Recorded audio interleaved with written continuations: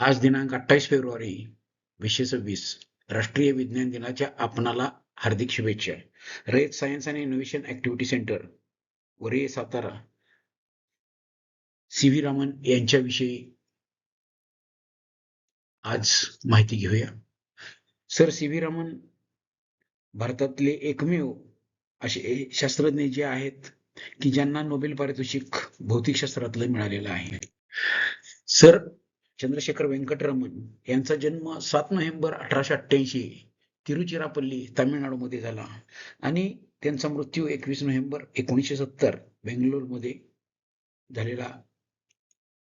C V Raman यांच्याविषयी जर बोलायचं म्हटलं तर त्यांनी पूर्णपणे शास्त्रज्ञ, त्यांना संधी असून सुद्धा भारतीय नागरिकत्व त्यांनी सोडलं नाही. त्याचबरोबर इंडियन इन्स्टिट्यूट ऑफ सायन्स मध्ये त्यांनी काम केलं. त्यांचं शालेय शिक्षण किंवा कॉलेजचं शिक्षण हे प्रेसिडेन्सी कॉलेज चेन्नईमध्ये झाले.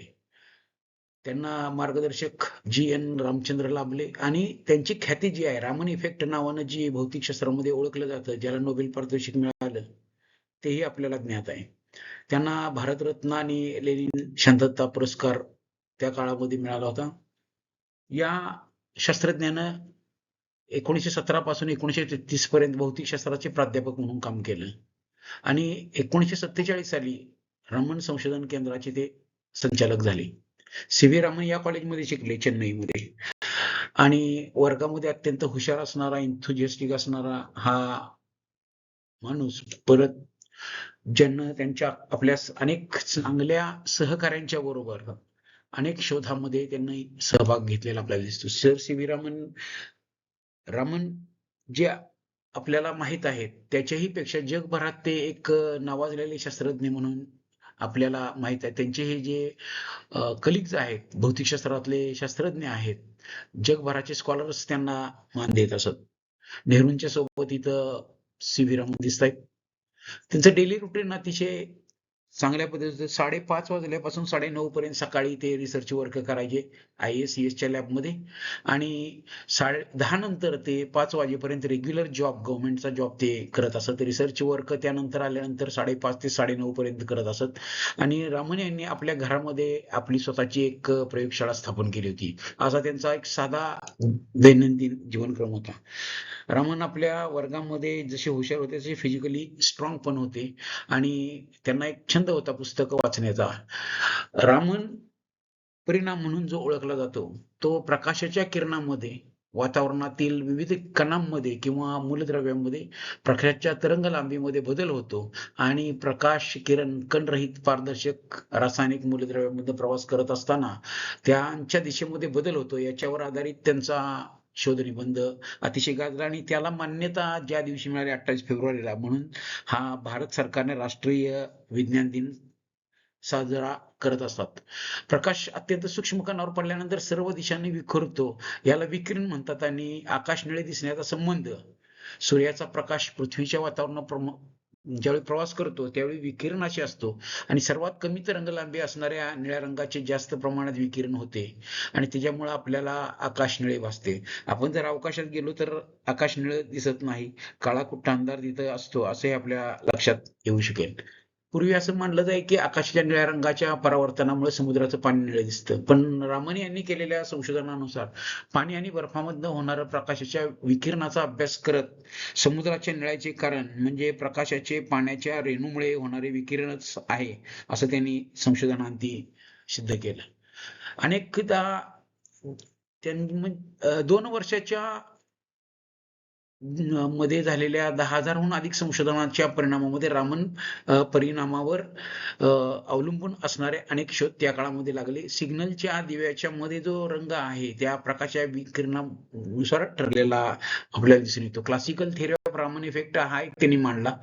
इथे एक तुम्हाला दिसतंय की प्रकाश किरण गेल्यानंतर प्रिझम मधनं जसं सप्तरंग दिसतो त्याच्या संदर्भात पण त्यांचं संशोधन होतं.